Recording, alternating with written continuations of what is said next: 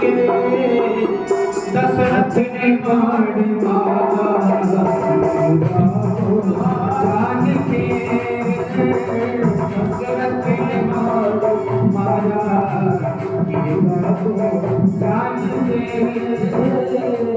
कथा कही श्रवण की तो बाण क्या करे कथा कही श्रवण की तो बाण क्या करे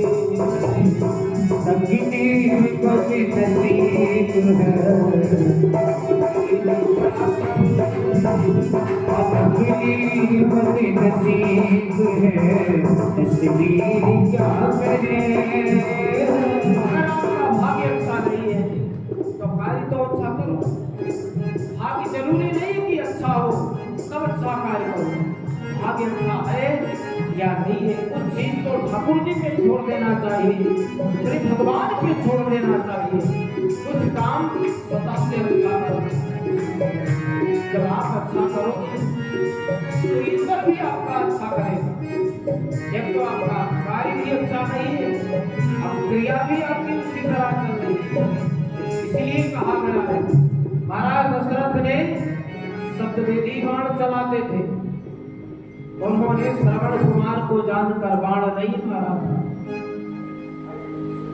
दशरथ ने बाण मारा मृगा को जान के मृग को जान करके उन्होंने सप्तवेदी बाण चलाया क्योंकि उनके हाथ में गांडीव था और शब्दों पर बाण चलाया करते सप्तवेदी बाण उन्होंने चलाया और वो बाण किसी पक्षी या किसी जीव के बदले में श्रवण कुमार को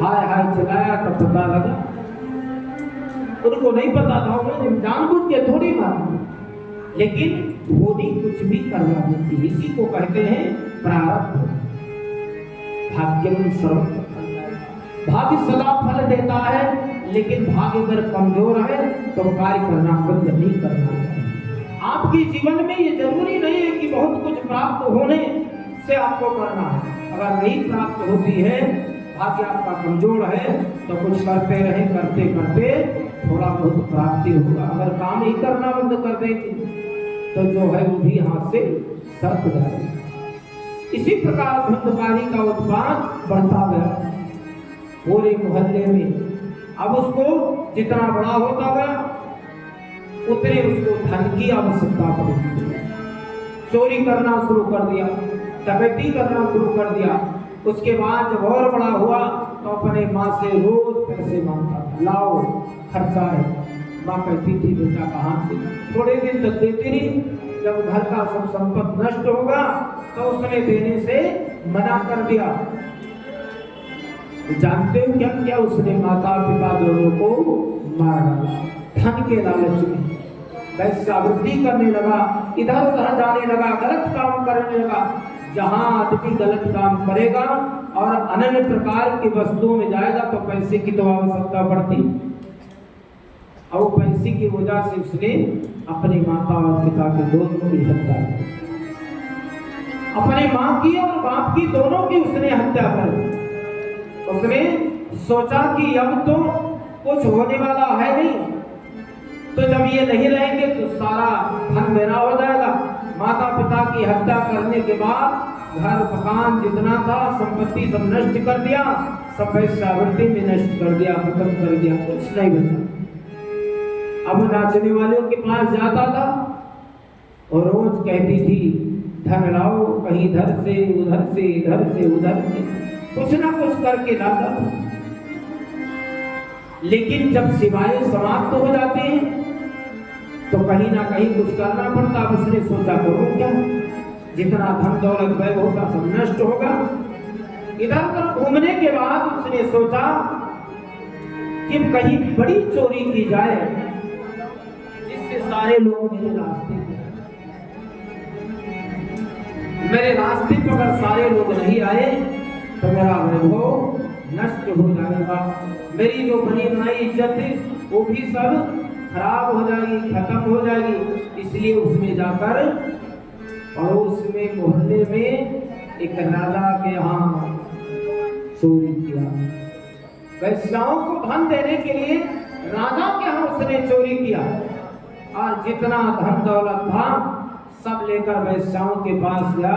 उन्होंने सोचा ये तो चोरी करके लाया, कल अगर ये पकड़ा गया तो जैसे पकड़ा जाएगा वैसे तुरंत बता देगा कि मैंने धन सारा नाचने वाली अप्सराओं को दिया है। उन्होंने उसको बहला फुसला के रात में रोका, सारा धन छीन लिया। उसके बाद में धन छीनने के बाद जब सब कुछ ले लिया, कुछ बचा नहीं, तो उन्होंने क्या किया कि धन लेने के बाद उसको वहीं पर बिठाया, रात में भोजन बनाया, खिलाया और खिलाने के बाद गला दबाकर धुंधकारी का वध कर दिया। फिर दहकते हुए आग के अंगारे उसके मुंह में डाल दिए, जिससे उसकी जिह्वा भी जल गई, बोल नहीं पाता, कुछ कर नहीं पाता, उसका वध कर दिया। क्यों? क्योंकि पाप का कमाया हुआ धन कहीं गलत दिशा में ना ले जाए। जो बुरे कर्मों से कार्य किया हुआ वस्तु आता है वो खुद को भी मिटाता है और दूसरे को भी नष्ट करता है। अब धुंधकारी की मृत्यु हो गई। धुंधकारी की जब मृत्यु हुई तो धुंधकारी तो पहले से दुष्ट था, तो दुष्ट हुआ तो विशाल प्रेत बना, विशाल प्रेत बना। जो दुष्ट हो वो व्यक्ति मरने के बाद भी उतने दुष्ट होता है। इसलिए हमारे यहाँ कोई अच्छे आचरण वाला, अच्छे चरित्र वाला व्यक्ति जब जाता है तो हम चिंतन करते हैं, शोक प्रकट करते हैं और कई दिन मोहल्ले में चर्चा करते हैं कि भैया बहुत अच्छा व्यक्ति था, चला गया, बहुत दुख का विषय। और जब कोई दुष्ट जाता है तो उसके बारे में चिंतन थोड़ी करते, उसके बारे में चिंतन नहीं करते। सामने भले ना कहे, पीछे से कहते हैं लोग कि बहुत अच्छा हुआ, बहुत दुष्ट था, मर गया, अच्छा हुआ कि दुष्ट कब हुआ। हमारे यहाँ आतंकवादी मारा जाता है तो कोई शोक थोड़ी मनाता, कहते बहुत अच्छा हुआ, एक विधर्मी कम हो गया। इसी प्रकार धुंधकारी की मृत्यु हो गई। धुंधकारी विशाल प्रेत हो गया। पूरे नगर में, गांव में, इलाके में धुंधकारी की शोरगुल मचा रहता था। बच्चे घर से बाहर नहीं निकलते थे, भय का माहौल था। एक दिन कई वर्षों के बाद गोकर्ण महाराज तपस्या करके बाहर से जंगल से जा रहे थे, रास्ते में उनका गांव पड़ गया। उन्होंने सोचा आज अपने माता पिता के उस पावन जन्मभूमि पर जाता जहां वो रहते थे। गोकर्ण महाराज संत थे, उनको किसी से कोई लोभ लालच नहीं था, उन्हें धुंधकारी से भी कुछ लेना देना नहीं। वो अपने घर गए तो देखा घर बिल्कुल बिरावान जंगल की तरह था। गली मोहल्ले में पूछा, उन्होंने बताया तुम्हारा भाई धुंधकारी था, उसने माता पिता का वध कर दिया, सारी संपत्ति नष्ट कर दिया और उसकी भी खुद मृत्यु हो। वो सत्य थे, उनको दुख नहीं हुआ। क्यों कष्ट नहीं हुआ?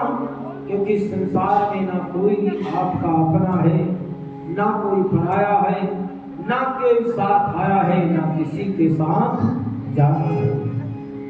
केवल व्यक्ति को अपने कर्मों का ही फल प्राप्त करना, अपने कार्यों से उसको करना है, अलग कुछ नहीं करना है, ना किसी के साथ जाना है। हम जिसके लिए तेरा मेरा ये वो दुनियादारी में लगे हैं ना कि ये मेरा है, वो मेरा है, वो तुम्हारा है, वो उनका है, कोई किसी का नहीं।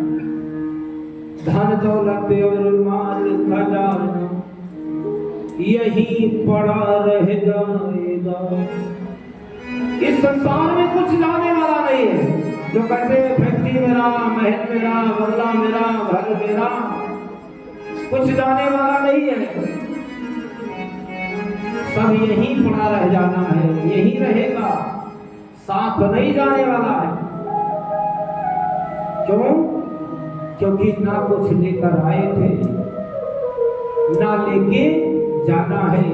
इसलिए ज्यादा मजा भी अच्छा नहीं है। ज्यादा मजेदारी में जिसका जीवन बीतता है, समझ लो उसका अंत बहुत खराब है। कबीर बाबा ने कहा, हमारे यहाँ यूपी में एक निर्गुण कबीर का गाते हैं। निर्गुण जानते हो, समझते हो आप? निर्गुण में कहते हैं कि मजेदारी माँ मोर सजन मारा गए, मजेदारी माँ मोर सजन मारा गए, मजेदारी माँ मोर सजन मारा गए,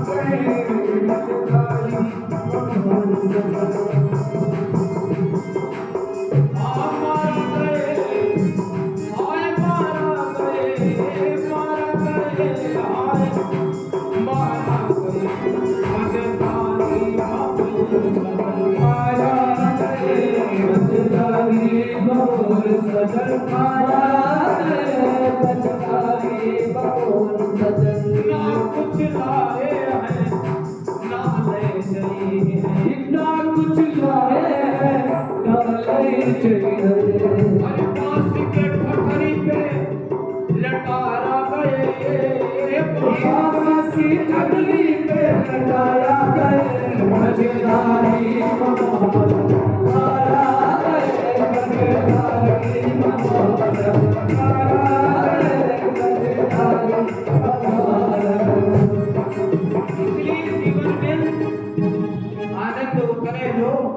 जितने भी जीवन अच्छे से चलता है।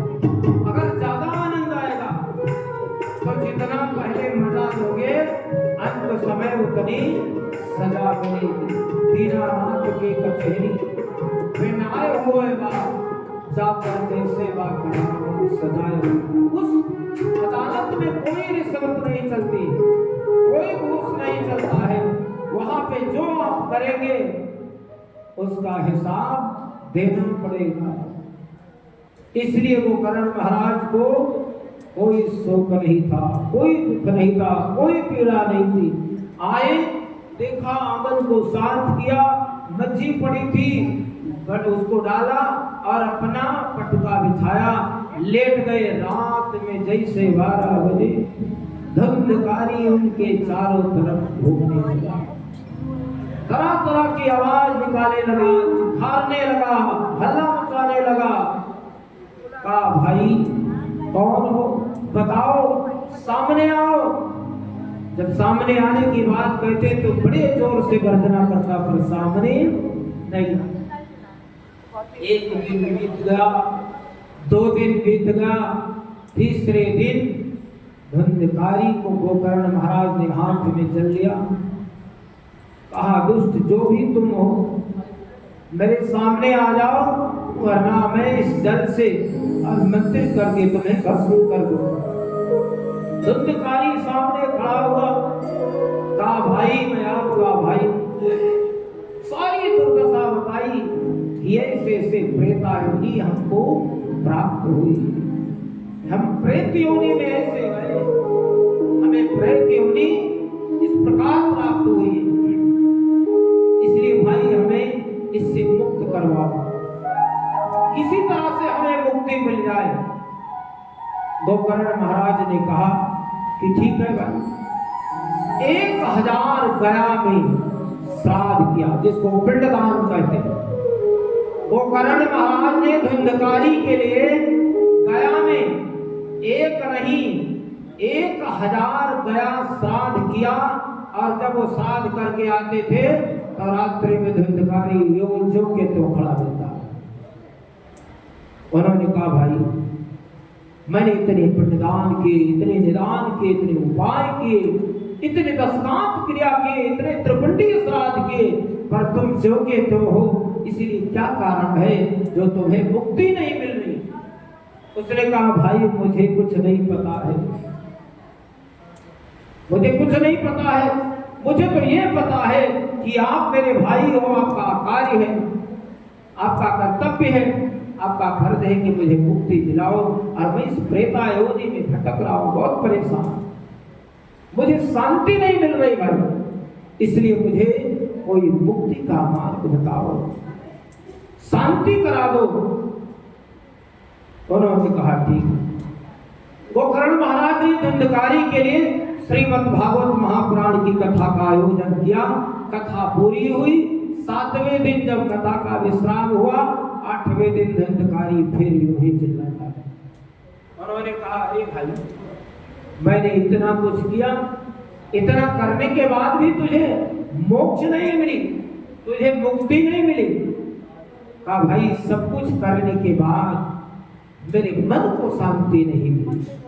इसलिए नहीं शांति मिली क्योंकि मैं मुक्त नहीं हुआ। तो कहा मैंने श्रीमद् भागवत महापुराण का कथा श्रवण कराया, गया में श्राद्ध किया, पिंडदान किया, इतने गंगा स्नान किया, इतने अनुष्ठान किया, लेकिन तुमको शांति नहीं मिली। कहा भैया मुझे शांति नहीं मिली। दूसरे दिन को गोकर्ण महाराज संध्या कर रहे थे। सुबह का समय था। संध्या करते करते सूर्य की तरफ दृष्टि गई और हाथ में जल लिया, आवाहन करके सूर्य की तरफ फेंक दिया और सूर्य का रथ वहीं रुक गया।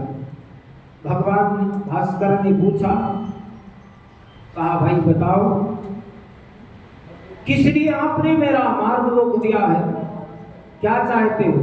हाथ जोड़कर गोकर्ण महाराज ने कहा कि भाई मैं आपका रथ नहीं रोकना चाहता, मैं केवल अपने भाई के सदगति के मार्ग के लिए आपसे याचना करना चाहता हूं कि इतने उपाय करने के बाद उसे प्रेत यमनी से मुक्ति नहीं मिली, मुझे मुक्त करने का मार्ग बताओ।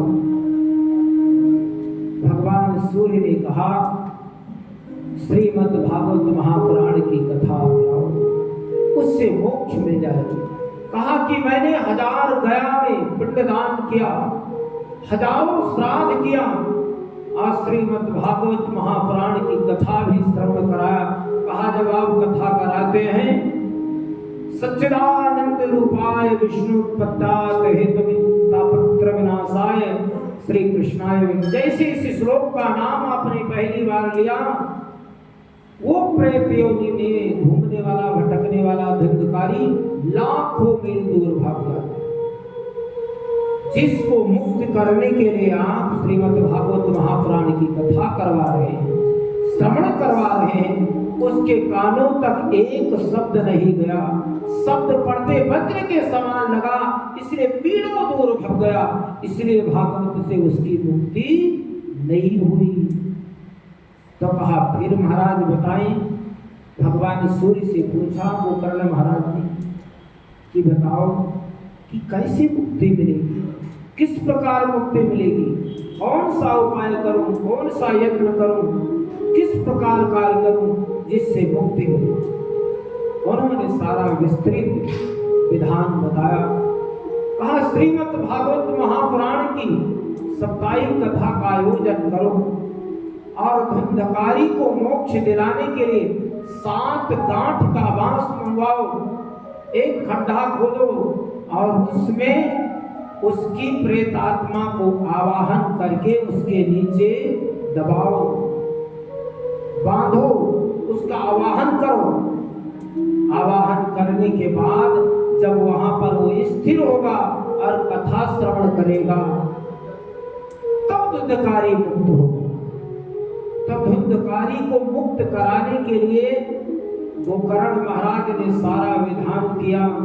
श्रीमद् भागवत महापुराण की कथा का आयोजन किया और 7 गांठ वाला बांस लिया और बांस को नीचे गाड़ा। उसी बांस की एक फटी हुई गांठ में धुंधकारी फंस गया। जब पहले दिन की साप्ताहिक कथा हुई, जब पहले दिन की साप्ताहिक कथा हुई तो धुंधकारी के नाम से पहला गांठ फटा। दूसरे दिन की कथा हुई तो दूसरे गांठ फटा। तीसरे दिन की कथा में तीसरा गांठ फटा। ऐसे ऐसे साप्ताहिक कथा में जिस दिन 7वें दिन की कथा हुई, धुंधकारी पीतांबर वस्त्र ओढ़कर भगवान के वैकुंठ धाम के में जाने के लिए नारायण स्वरूप, उस समय धुंधकारी को लोगों ने देखा। तो धुंधकारी देखने में लगा कि धुंधकारी नहीं है, धुंधकारी भगवान के पीतांबर रूप में सामने खड़ा हुआ। देवताओं ने वंदन किया और विमान पर बैठकर धुंधकारी वैकुंठ धाम को चला। बोलिए सच्चिदानंद भगवान, बोलिए गोकर्ण महाराज की जय, बोलिए भागवत भगवान की जय। इसलिए भजन, भक्ति और आनंद ये अलग अलग विषय, इसलिए भगवत प्राप्ति का वो सुगम मार्ग धुंधकारी ने ढूंढा नहीं, क्रियाकलाप कृत किया और करने के बाद उन्होंने उस मोक्ष के मार्ग को, प्राप्ति का मार्ग जानकर और भगवत प्राप्ति के लिए धुंधकारी मुक्त होकर भगवान के धाम को चतुर्भुज स्वरूप देता है। ये भागवत है, ये भागवत मोक्षदायिनी है। इसलिए श्रीमद् भागवत महापुराण का कथा का आयोजन हम अपने पूर्वजों को मोक्ष दिलाने के, अपने पितरों के, परिवजनों के, पूर्वजों को सबको मुक्त कराने के लिए। भागवत एक व्यक्ति को नहीं तारती, भागवत करने से व्यक्ति का ननिहाल भी कर जाता है और अपना भी परिजन कर जाता है, और दूसरी भगवान की दिव्य भक्ति प्राप्त होती है। भगवान के मार्ग को प्राप्त करने का मार्ग ये नहीं कि भगवान का हमने कथा करवाया तो हम भगवान के भक्त हुए, या हमने भगवान की प्राप्ति की, या बस सबसे बड़ा भक्त हो। देवर्षि नारद भगवान की 24 घंटे भजन करते थे, 24 घंटे देवर्षि नारद भगवान का भजन करते हैं। तो उनको लगता है कि संसार में मेरे से बड़ा कोई धर्मात्मा नहीं। जो 24 घंटा माला जपता हो उसको लगता है कि भाई मैं ही सबसे बड़ा भक्त हूँ, क्योंकि मेरे पास कोई कार्य नहीं और मैं 24 घंटे भगवान का अनुसरण करता हूँ, भजन करता हूँ, भगवान का कीर्तन करता हूँ।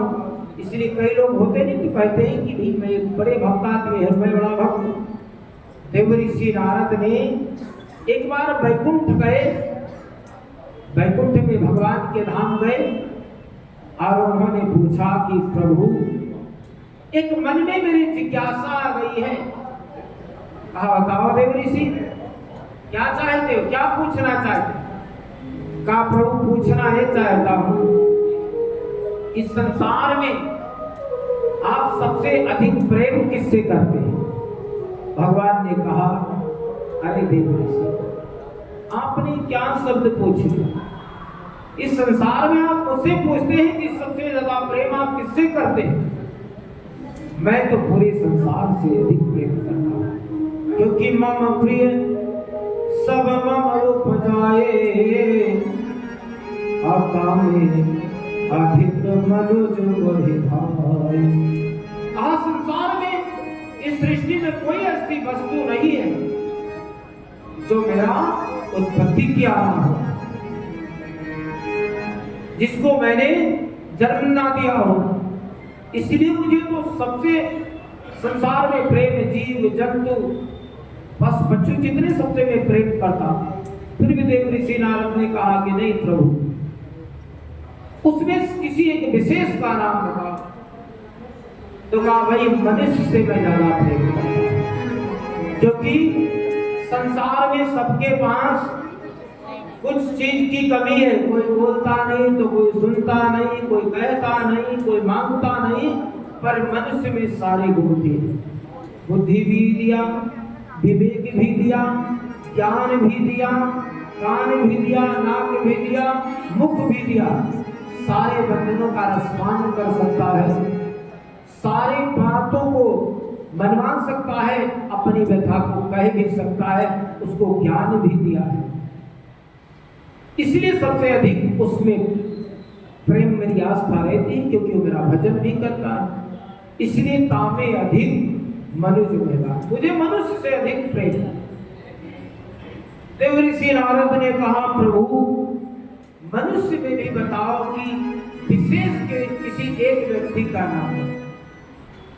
अब भगवान तो बहुत चतुर है, भगवान हमारे बहुत चतुर है, इसलिए इनका नाम है चितचोर, इनका नाम ही चितचोर है।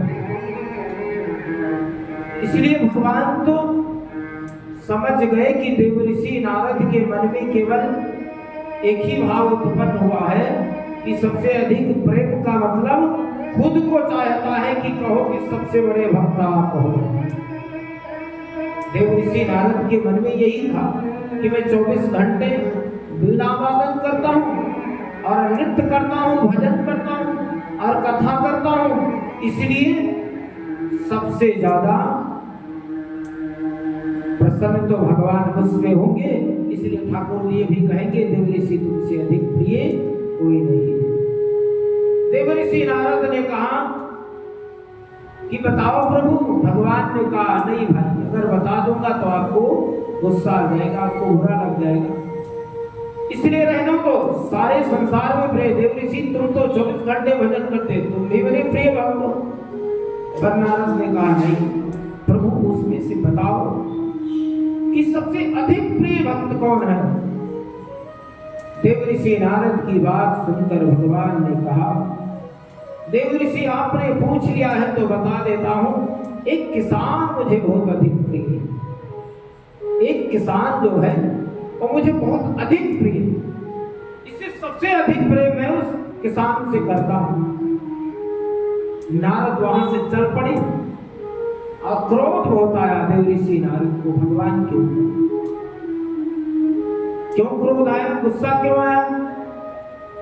गुस्सा इसलिए आया क्योंकि देवऋषि नारद के क्रोध का मूल आधार था क्योंकि वो अपने खुद को सबसे श्रेष्ठ भक्त कहना चाहते थे, वो भी भगवान से प्रमाण पत्र चाहते थे। लेकिन ठाकुर जी ने कहा संसार में सब तुझे प्रिय, अधिक प्रिय है,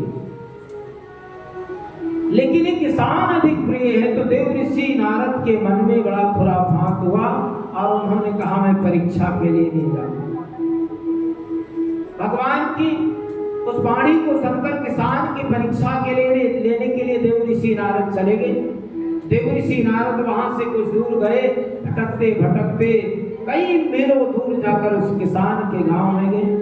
तो किसान खेत में हल चला रहा था, उसने देखा कि कोई संतान से तो ज्ञान भी नहीं था।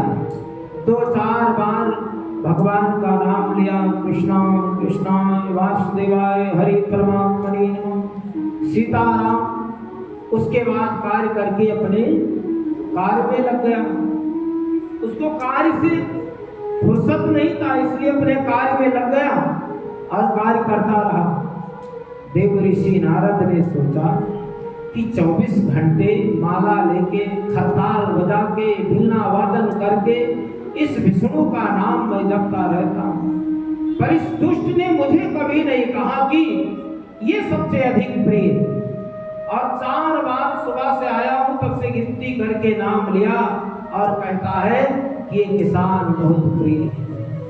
24 घंटे रहने के बाद देवऋषि नारद वैकुंठ को चले, शिकायत लेकर आए भगवान के पास कि मुझे ठाकुर जी से शिकायत करना है कि मैं 24 घंटे आपका नाम जपता हूं, पर आपने मेरा नाम एक बार भी नहीं लिया। और जो 4 बार सुबह से शाम तक केवल आपका नाम का स्मरण करता है, उसको आप बता रहे कि बड़ा भक्त है, सबसे बड़ा भक्त है। कहां से बड़ा भक्त होगा? अब जैसे वैकुंठ को देवऋषि नारद पहुंचे, भगवान ने देखा कि देवऋषि नारद आ रहे। भगवान जान गए कि नारद यही पूछेगा। जैसे नारद को भगवान ने देखा, ठाकुर जी दौड़ते हुए आए वहां से, कहा रे देवऋषि तुम आ गए? कहा हाँ प्रभु। अब नारद उस पुरानी बात को भूल गए और उन्होंने नारद को प्रणाम किया। नारद ने उनको प्रणाम किया और कहा प्रभु आप सिंहासन छोड़कर कैसे चले आए? देवऋषि नारद ने कहा प्रभु आप कारण बताओ, मैं क्या कर सकता हूं? भगवान ने कहा, देव ऋषि, इस संसार का एक चक्र आपको लगाना है। इस संसार में एक चक्कर लगा क्या होने तो पृथ्वी इधर से उधर उलट पलट जाएगी। देव ऋषि नारद ने कहा, ऐसा क्या गया प्रभु, मैं तो 24 घंटे के लिए गया था।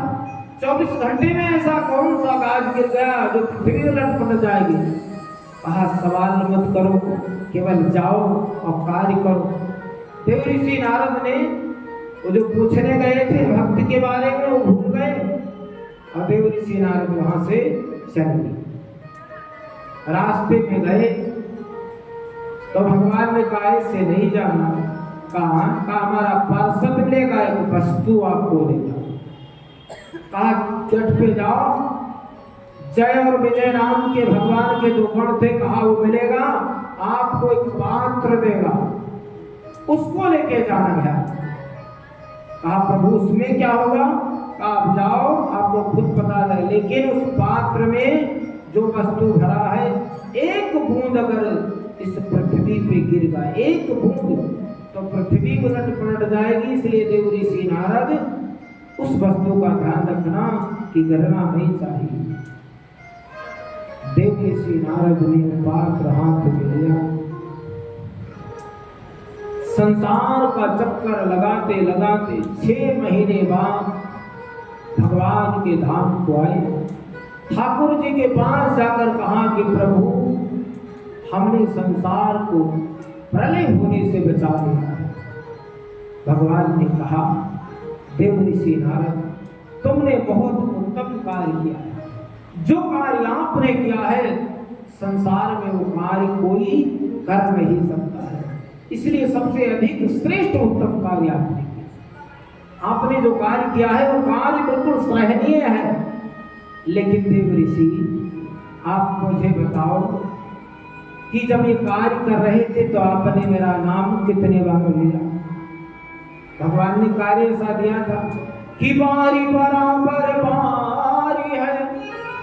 बारी के बराबर हथेली पे कटोरा था, वो बारी के बराबर दूध से भरा हुआ था।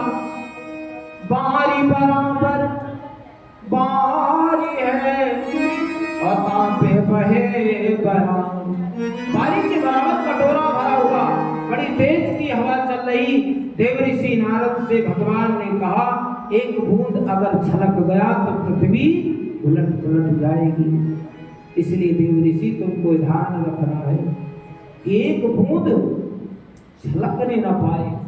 देव ऋषि नारद 6 महीने में कटोरा देखते देखते देखते 6 महीने में ब्रह्मांड का चक्कर लगा कर गए। वैकुंठ में गए, भगवान के धाम, कटोरा रखा। कहा, प्रभु एक बूंद गिरने नहीं दिया। कहा, देव ऋषि, आपने पृथ्वी को पलटने से बचाया। करोड़ों करोड़ों जीव जंतु मनुष्यों का आपने प्राण बचाया है। इसलिए देव ऋषि, आप धन्य हैं। आपका कार्य केवल संसार के कल्याण के लिए हो। संत का कार्य ही संसार के कल्याण के लिए परोपकारी हो। परोपकाराय सदाम विभुः। संसार में जो परोपकारी वही संत है। इसलिए देव ऋषि नारद, संसार में आपका कार्य केवल परोपकार के लिए। आप बहुत ही संयमित परोपकारी हैं। संसार में आपका यश फैलता जा रहा, इसलिए परोपकारी है। संसार में आपसे बड़ी पराकाष्ठा संसार में किसी के पास नहीं है। लेकिन देव ऋषि, बताओ कि जिस 6 महीने में आपने मेरा नाम कितनी बार लिया? 24 घंटे खड़ताल बजाकर, वीणा बजाकर आप मेरा बलिदान करते थे। इसलिए अब बताओ कि इन 6 महीने में आपने मेरा नाम कितने बार जपा? तो कहा, मूर्ख तो संसार में बहुत बड़े थे, महामूर्ख ये विष्णु पहली बार मिला। आप बताओ, इतना बड़ा काम दे दिया कि लोटे में जल भरा है, इधर उधर देखता तो एक बूंद छलक जाता, पृथ्वी पलट जाती। तो मैं लोटे के जल को देख रहा था या तुम्हारे नाम को जप रहा था? अगर मैं तुम्हारा नाम जपता तो लोटे का जल गिर जाता। देव ऋषि नारद से भगवान ने कहा, देव ऋषि, इसीलिए वो किसान मुझे अधिक प्रिय है, अधिक पावन है और श्रेष्ठ है कि जो गृह कारज नाना जंजाला। आप लोग गृहस्थी में रहकर नाना प्रकार के प्रपंच, कभी बच्चे के साथ जाना, कभी स्कूल जाना, कभी काम पे जाना, कभी नौकरी पे जाना, उसके बावजूद भी थोड़ा बहुत समय ठाकुर जी के लिए निकालते। यही तो गृहस्थी का कार्य है। गृह कारज नाना जंजाला, गृहस्थी में नाना प्रकार के प्रपंच हैं। इतने कार्यों के बाद, इतना कार्य करने के बाद आप भगवान के लिए थोड़ा सा समय निकालते हैं। इसलिए ठाकुर जी ने कहा वो किसान मुझे अधिक प्रिय है। देव ऋषि नारद, आपके पास तो दूसरा कोई काम भी नहीं। जब आपके पास कोई दूसरा काम नहीं है तो आप नाम जपने के सिवा क्या करेंगे? क्योंकि गृहस्थ का आप अन्न खाते हैं, धन खाते हैं, बचाने का एक ही मार्ग है, वह मार्ग है भजन। अगर किसी का आप भोजन करते हैं, किसी का अन्न खाते हैं, तो उसके बचाने का कौन सा मार्ग है? संत हो, ब्राह्मण हो, जो कार्य नहीं करते हैं और दूसरे गृहस्थ का भोजन करते हैं, धन खाते हैं, तो उनके पास धन को बचाने का मान केवल माला, भजन, भजन के अलावा दूसरा कार्य नहीं है। इसलिए भगवान ने कहा देव ऋषि नारद, संसार में तुम्हारे कोई दूसरा काम नहीं है, इसलिए मेरा भजन नहीं करोगे तो करोगे क्या? और जैसे आपको मैंने भजन का कार्य छोड़ करके काम दिया, तो आप काम में इतना लिप्त हो गए कि आपने नाम ही भुला दिया। इसलिए गृहस्थी में रहकर जो ठाकुर जी के लिए थोड़ा बहुत चिंतन करते हैं, भजन करते हैं, उससे श्रेष्ठ कुछ नहीं।